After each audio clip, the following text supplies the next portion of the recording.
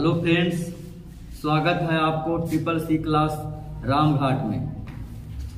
आप लोग का जो क्लास चल रहा था 10th क्लास का फर्स्ट चैप्टर का था यूरोप में राष्ट्रवाद। उसी में से एक टॉपिक चल रहा था इटली का एकीकरण। पिछली कक्षाओं में हम लोगों ने जो पढ़ा था कि इटली का नॉर्थ और मध्य इटली यानी कि उत्तरी इटली और मध्य इटली का एकीकरण विक्टर एमेनुअल और काउंट काबूर के द्वारा किया जाता है। दक्षिण इटली में एकीकरण करने का प्रयास विक्टर एमेनुअल और काउंट काबूर के द्वारा चल रहा था। दक्षिण इटली में एक महान क्रांतिकारी का उदय होता है जिनका नाम है गैरिबाल्डी। आज हम लोग उन्हीं के जीवनी को देखेंगे और उन्हीं का दक्षिण इटली में एकीकरण जो उन्होंने किया था उनके प्रयासों को हम लोग आज अध्ययन करेंगे और शेष इटली का एकीकरण किस प्रकार से हुआ उसके बारे में भी आज हम लोगों ने अध्ययन करेंगे। गैरिबाल्डी की जो जीवनी का संक्षिप्त में हम लोग जानते हैं कि यह एक महान क्रांतिकारी था। महान इसलिए कहेंगे कि जब आप लोग इसकी अंत देखिएगा तो अब आप लोग स्वयं कह दीजिएगा कि यह एक महान क्रांतिकारी थे। यह दक्षिण इटली में एकीकरण करने का प्रयास कर रहे थे। दक्षिण इटली में एकीकरण करने का यह प्रयास कर रहे थे गैरिबाल्डी के अगर पेशा से कहा जाए तो गैरिबाल्डी का पेशा से यह एक नाविक थे। ये आपको प्रश्न भी आई है, अक्सर एग्जाम में ये प्रश्न को पूछ लिया जाता है और कितने बार ना जाने इसको बोर्ड परीक्षा में पूछा भी गया है। आपसे प्रश्न में पूछेगा कि गैरिबाल्डी पेशे से क्या है तो आपका जवाब होगा नाविक है। आपको थोड़ा सा कंफ्यूज करने के लिए यहाँ पे ये भी डालेगा, नाविक डालेगा, किसान डालेगा और अदर्स डालेंगे। ठीक, आपको कंफर्म आपको मारना है, नाविक पे मारना है। ठीक,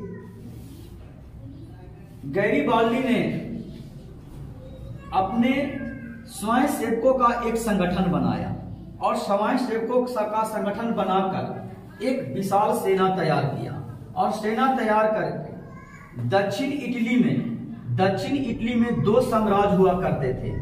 दक्षिण इटली में दो साम्राज्य हुआ करते थे, नीस और सिसिली और नेपलस। सिसिली और नेपलस पर गैरिबाल्डी ने आक्रमण कर दिया और जब आक्रमण किया तो वहां के जो जनता लोग था,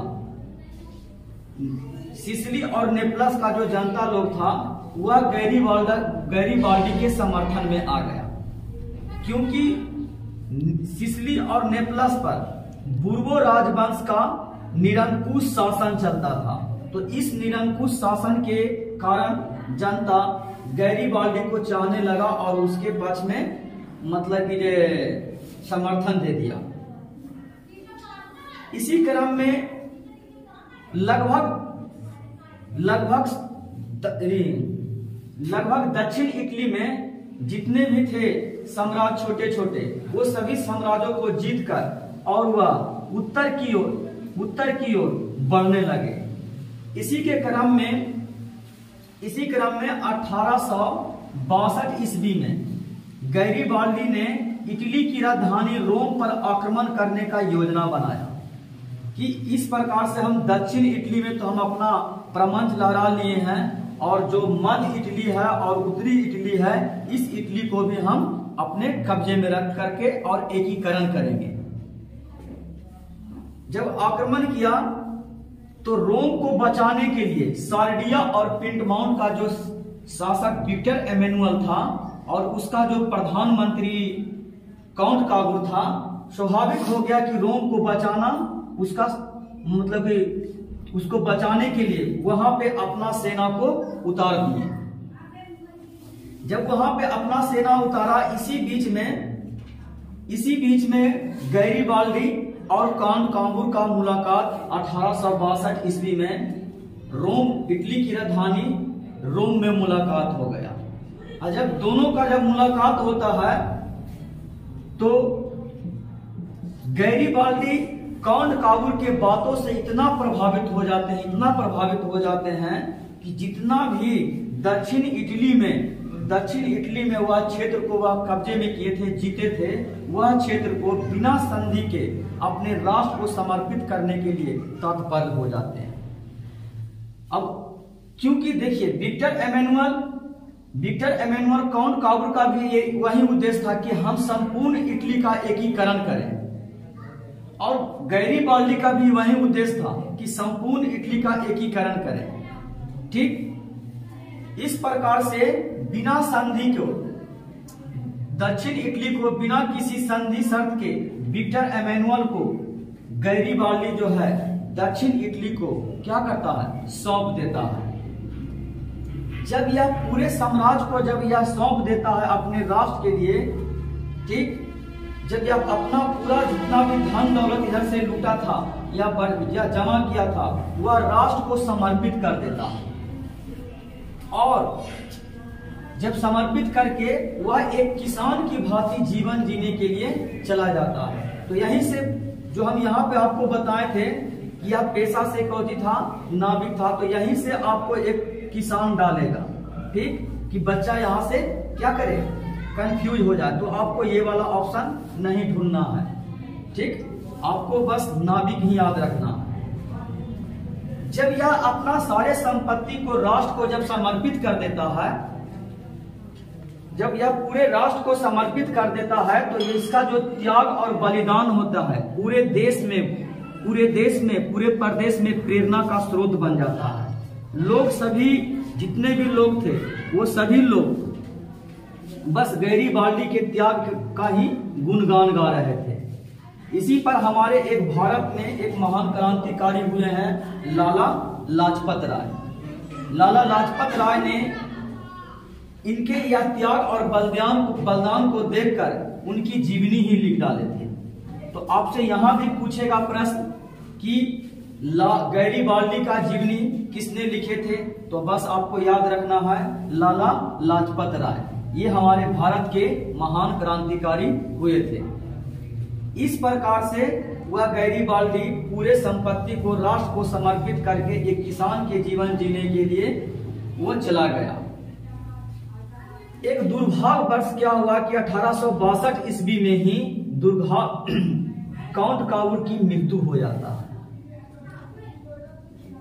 जब काउंट काबूर की मृत्यु हो जाता है और बचता है राजा विक्टर एमेनुअल। राजा विक्टर एमेनुअल ने शेष इटली को लगभग मिला लिया था, लेकिन जैसा कि हम आपको बताए थे कि फ्रांस का भी कुछ न कुछ क्षेत्रों पर इसका अधिकार किए हुए था। इसी के कारण उस अधिकार के लिए फ्रांस और इटली के बीच में एक युद्ध हो जाता है। युद्ध होता है और फ्रांस जो है इटली की राजधानी रोम पर आक्रमण कर देता है। जब आक्रमण कर देता है तो रोम में जो पोप लोग थे उनको बचना लगभग संभव नहीं हो रहा था। विक्टर एमेनुअल ने वहां पे अपना सेना उतार कर और से जितने भी पोप थे उन सबों को संरक्षण देता है, और संरक्षण देकर और उनसे यह भी करवाता है कि हम आपको संरक्षण दे रहे हैं, संरक्षण दे रहे हैं तो आपको मतलब एकीकरण के पक्ष में आना होगा।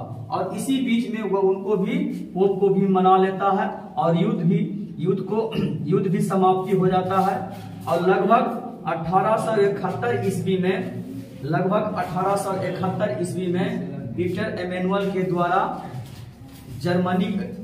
इटली का एकीकरण किया जाता है। इस प्रकार से इटली के एकीकरण में विक्टर एमेनुअल, काउंट काबूर, मेदिनी, गैरीबाल्डी आदि लोगों का यहाँ पे योगदान रहा, तभी यह प्रयास संभव हो चुका। आप लोग को अगली टॉपिक में हम लेकर आएंगे जर्मनी का एकीकरण। जर्मनी का एकीकरण, इस टॉपिक तक हम आपको यहीं तक सीमित करते हैं। अगले टॉपिक में हम जर्मनी का एकीकरण देखेंगे और शेष जो बचा हुआ है, ठीक ना, शेष जो बचा हुआ है उसको भी हम लोग देखेंगे। आपका यह वीडियो कैसा लगा, लाइक करें, सब्सक्राइब करें और बेल आइकन बटन पर दबा दें और फॉलो भी करें और दूसरों को शेयर भी करें ताकि वीडियो दूसरों तक पहुंचे। धन्यवाद। जय हिंद, जय भारत।